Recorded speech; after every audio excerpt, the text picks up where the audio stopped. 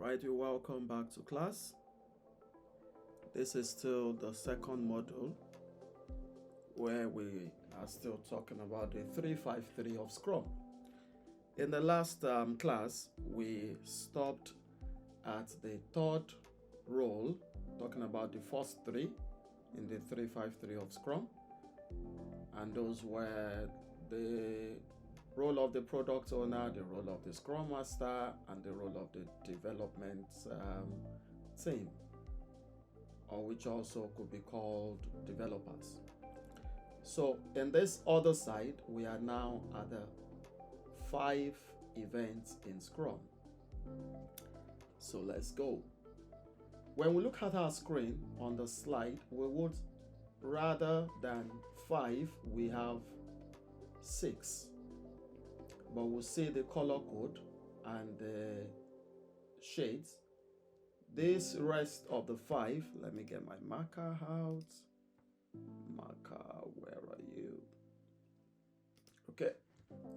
These ones, the sprint planning, the daily scrum, the sprint review, and retrospective are all colored in red. However, this one, the backlog refinement, has a white background written in red. That tells us that these 5 are the 5 events in Scrum. However, the sixth one,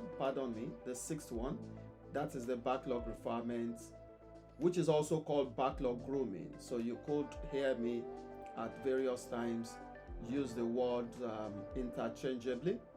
Backlog refinement is also what we call as backlog grooming. Is somewhat added to the 5 events, but differentiated by the color, which tells us that the backlog refinement is also a very important meeting, but it is not one of the 5 events in Scrum. So the 5 events in Scrum are the sprint planning, the daily scrum, the sprint review, and the retrospect. The retrospect is also called sprint retrospect. So you could hear me at some point also make reference to the sprint retrospect. We've looked at this particular diagram in the first module when we looked briefly at the overview of Scrum. But here we'll go deeper and we'll be making some illustrations on how all these come together. I explained in the first module that the other 4 events, that's talking about the sprint planning, the daily scrum, the sprint review, and the retrospective, which is also called sprint retrospective. All these 4 are the meetings or events that happen in the sprint. The 4 events, they are within the sprint itself. That's why here again we have it written as container for events. Let me change my marker again. Container for events. So all these ones, they are events. This is an event on its own within a duration, but it also serves as the container that houses the other events. Is that clear to us? So again, the sprint, which is in a duration between 1 to 4 weeks, serves as a container for the other events. When we break it down further, we would be able to understand them, the various events deeper. The daily scrum also could be called as daily stand-up. So you could hear me make reference to the daily stand-up, or anywhere in some other resources you'll hear them talk about daily stand-up. They are the two has the same meaning, daily scrum or daily stand-up. In other frameworks outside Scrum, other frameworks that are not Scrum, for instance Kanban, Lean, extreme programming, and the rest, they all also observe this value that is in daily scrum, but it is called daily stand-up in other framework. So Scrum just decided, instead of calling it daily stand-up like others call daily stand-up, to call it daily scrum. But they have the same function. So you could hear me make reference, or anybody make reference to the daily scrum as the daily stand-up. I just want to make some clarifications on those. So the daily scrum could also be called the daily stand-up. The retrospective could also be called the sprint retrospective. Why I personally prefer sprint retrospective is that at other scaled events, there could be retrospective meetings too. It has its own peculiar value that we could derive from it also. So please note those ones. Then the backlog refinement is also called backlog grooming. Now let's look at the event as a word itself. In Scrum, it has other names we've given to it. The Scrum event could also be called Scrum ceremonies, or in some rare cases, which I personally enjoy that word, is to call it the Scrum rituals. You know, rituals, when you say rituals, it always sounds somehow. Okay, so the Scrum events could also be called the Scrum ceremonies or Scrum rituals. So you could hear the word Scrum event used differently. When anyone makes reference to the Scrum ceremony, it's referred to as the Scrum event, or when they make reference to Scrum rituals, like I like it, it's making reference also to Scrum events. All right, that is setting the background for these 5 events in Scrum. Right, we've gone through all these ones, so I would not want to go over them again, but we will meet them as we go further. Next slide, please. Okay, so we start from the sprint planning. What happens during the sprint planning? The sprint planning, just as we mentioned in the in module 1, is a meeting, is an event. Really, all those events, they are meetings. So it's an event where the team comes together and plan for the sprint. The team is coming together and plan for the sprint. When we look at this picture on the screen, of course, if anybody asks you, who is this guy? Without anybody asking so much, you would know that this guy represents the developer, right? And who is this lady pointing, and this other lady with the megaphone? Let me give us a moment to think about that. Okay, so what do we think there? All right, this lady represents the product owner, and this lady represents the Scrum Master. So you see that the Scrum Master shouts a lot. Not shout, literally. Okay, as we go further, you would understand it better. Okay, so in the sprint planning, this is what happens. The team comes together. Every member of the team would come together and they would plan for the sprint. As I mentioned earlier, a sprint is between 1 to 4 weeks. I'll need everybody to understand this clearly. So please, I would take it slowly so that we can understand. I mentioned in the first module that a team sticks to a duration of sprints. So if your team sticks to one sprint cycle, that means on that product or on that project, you would observe a 1 weekly sprint cycle. If there is any need to change it again, maybe to a 2-week, then the team needs to come together and see why that should change to another cycle.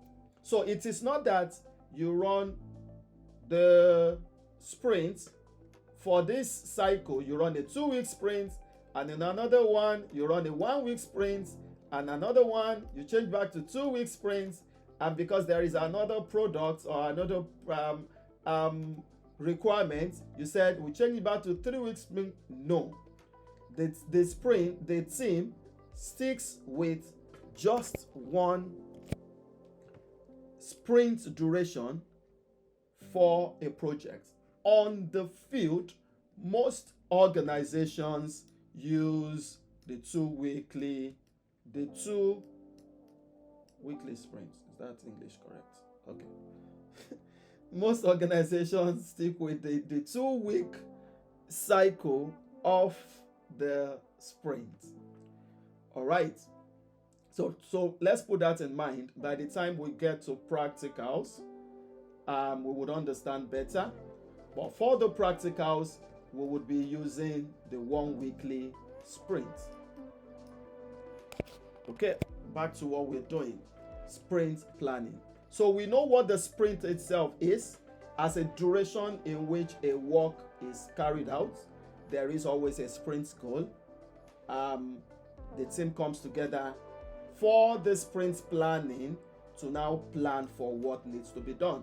So we can see the product owner here pointing to work items, what needs to be done. The developer, of course, actively doing the work, and the scrum master coordinating the team, ensuring that they have no issue delivering. So let's go down into what happens in the sprint. In the sprint, we have all these that we want to look at for the sprint planning. If you could understand this, you would have a clear picture of what the sprint planning event is like. And I'll start from what we call the INVEST criteria. The INVEST criteria is an acronym for independent. My slide is jumping. Pardon me. Where's the slide again?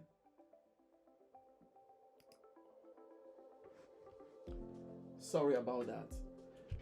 The I stands for independent. The N stands for negotiable. The V stands for valuable. The E stands for estimable.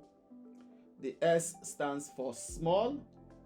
And the T stands for testable. That is what we make reference to as the INVEST criteria. I'll break that down for us in just a moment, but I want us to take a moment to note that down. The INVEST criteria. So as a scrum master in particular, you need to ensure that your team follows through with what we call the INVEST criteria. INVEST again stands for independent, negotiable, valuable, estimable, small, and testable. And how does that come to play? Every piece of story is expected to be independent. I'll take us to the board. We'll see how that works on the board in just a moment. What that means that every story needs to be independent is that each piece of work item should stand on its own. It should be a piece you can start and finish in that particular sprint. Yes, mostly work is continuous, but at the same time, you should be able to cut out a portion and measure as something that stands on its own. For instance, let's go back to the illustration we've been using from the beginning, building a house. You want to make plans, but for your sprint, let's say it's a 2-weekly sprint, or let me use the 1-weekly sprint so that we get used to the 1-weekly sprint, which would be cascaded into the practicals. of course, for those doing practicals. So the 1 weekly sprint, you have a particular task that needs to be carried out. Let's say you need to dig, soak away pits, or septic tank pits. So the question is, that particular task, how many days will it take you to complete it? So when that task is coming into your work item for that sprint, the question is, can you complete that particular task of digging the soak away within the sprint? So if the answer is yes, then you have that work item brought into that sprint. That is what we mean by independent. That work item is standing on its own. Work are linked together, but you can do a start and finish. So in a case whereby you now carried out what we call the 4th one, estimation, I would explain that in a bit. You then now realize that that work will take about 8 days of work, not 7 calendar days. 8 work days, meaning Saturday and Sundays, they are excluded, right? 5 days of work make a week sprint. So please, let's note that also towards when we resume at different places where we'll be working. So you realize that it will take you 7 days to dig the soak away. What do you now do? You need to cut that piece of work into 2 and bring a portion that would fit into your sprint. Are we together? Because you run a 1 weekly sprint, you will cut that portion instead of the 7 days I mentioned, right? You will now cut it. You may decide to cut it 5 and 2, so that a piece would come in the first sprint, then in the second sprint, the next one would come. That is what we mean by it is independent. Then negotiable. Negotiable means that whatever work you want to deliver must be something adaptable. You know, in the first module, when we're talking about empiricism of Scrum, we talked about inspection, transparency, inspection, and adaptation. So each of the story also must be written. We are talking about story of work that needs to be done must be something adaptable, something that you can discuss, something that you can adjust. That is what that negotiable means. It should be open for discussion. None of your tasks should be rigid that it cannot be broken down. I will come back to this. Let's go to the board. Then we'll come back right here. One moment, please. Where is the board?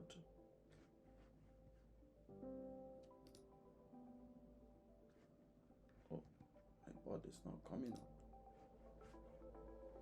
Just a moment.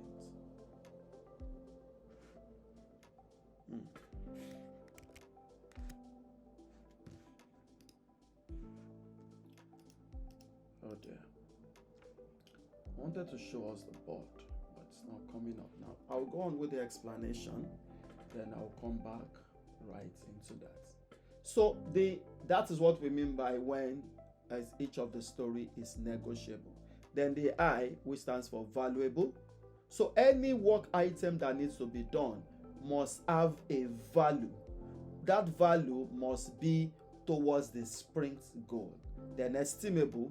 Estimable means we must be able to measure how long that work will take. It's a relative idea. It is not fixated, but you must have an idea how long that will take. Then small enough, it must be a piece not so bogus that can fit into that particular work. Then of course, it must be, of course, that small means what could be completed in that particular sprint. Then testable talks about it can be what would be accepted at the end of the day. You can actually test it to be sure that what you have delivered meets up with what the stakeholders want. That is the first thing about the sprint planning. Then the second thing about sprint planning is goal setting also. How do we set goal? In a sprint, you must set your goal per sprint. The product owner must lead the team to say, in this sprint cycle of 5 days or 10 days, this is what we want to achieve. Clearly, this is what we want to achieve. And it really talks about sprint goal, not sprint goals. But when you get on the job, you could have cases where a team could have different goals. But what is ideal is that there should be a sprint goal, because the entire team is expected to be working towards the sprint goal. Then number 3 is capacity and availability consideration. When we talk about capacity, is earlier from the first module, I mentioned that each Scrum team is expected to be cross-functional, meaning that all the skill sets that we need to deliver that task should be within that team. So the capacity of the team means you have the ability to deliver within your team. Your team has the needed skill sets. Where that does not happen, when there is capacity deficiency, your stories would reflect on it. I'll be showing us what I make reference to from the board as story. Your story would reflect on it. It will show precisely what capacity is all about. Meaning, let me explain availability, then I'll come back to capacity. Availability means if you have 5 developers working in your team, that means the total workload should be what those 5 developers can execute. In a situation where in your next sprint, 2 of your developers has planned holidays, that means your availability has decreased. So the total work items you want to bring into your sprint must measure with your team's availability. When you have limited number of members, the same must reflect on the total work that you need to do. Let me give you this illustration on building a house. Still, we are building a house and we have laborers, foremen, that are to offload cement from the truck to the store. And every day you need 20 bags of cement to work on daily, right? Those 20 bags, you've measured 1 bricklayer to work on 5 bags of cement daily. That means on your 20 bags daily, you need 4 bricklayers, right?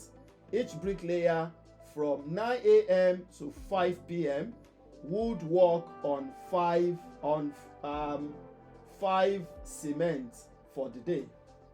So on this particular day, you realized that you have one of your bricklayers not showing up for work.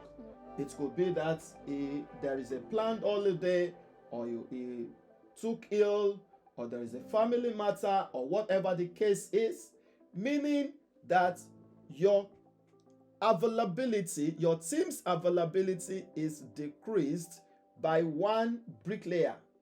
So instead of moving out 20 cement for that day, you would now move out 15 cement for that day based on your team's capacity, availability. This time around, we're talking about the sprint, which is a period of 5 to 10 days for a 1 weekly sprint or 2 week cycle sprint. So the same thing would reflect where your team members are not fully available. The total work they need to work on in that sprint should reflect the same. So capacity and availability, they both work together. Your availability needs to be considered. Your capacity needs to be also considered. Where capacity comes to play is that you are to build a particular, let's say, scaffold in a particular sprint. You now realize that your team does not have that capacity to build that scaffold. No one had that technical skill to mount up that needed scaffold. What do? That means that scaffold building for that sprint cannot come into your sprint because the team does not have the capacity to bring it into the sprint. So the total work you need to do in that particular sprint should reflect on what the team's capacity is and also what the team's availability is. Then also, as it relates, the fourth one, as it relates to the backlog grooming,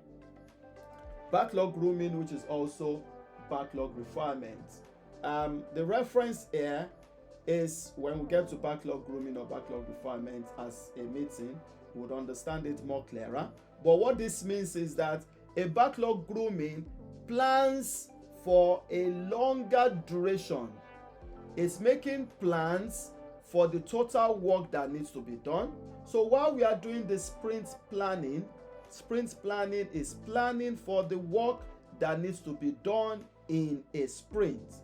We will check which of the future work that needs to be completed, which one do we want to bring into the sprint, and which one do we not need to bring into the sprint.